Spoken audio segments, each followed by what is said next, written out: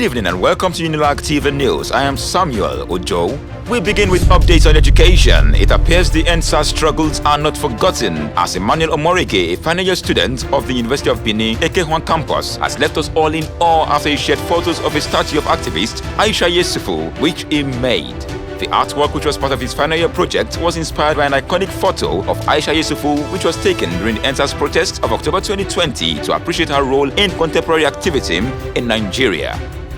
Talking about the NSAS protests, the West African Examination Council (WAEC) has reopened its office in Calabar after it was destroyed by hoodlums who hijacked the protest on October 24, 2020.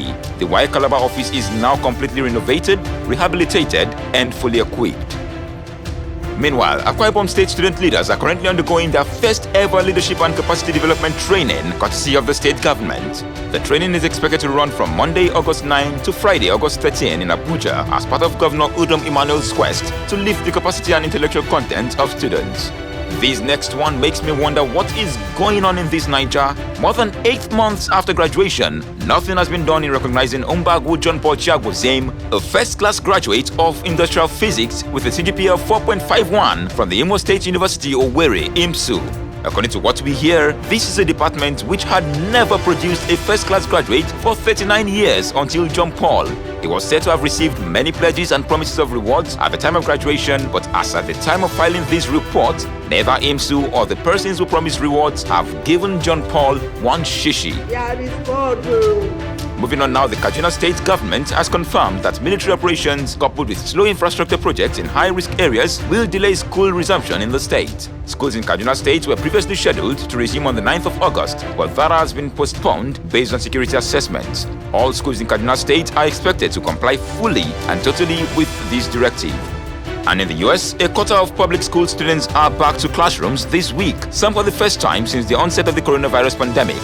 This is happening in the middle of fears of radical spread of the Delta variant of the coronavirus. I tell you for a fact that educators, parents, and politicians are holding their breath on this matter.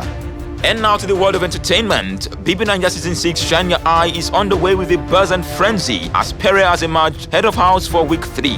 With this new position, he is immune from eviction, gets to stay in the head of house lounge, and can choose a deputy to assist him.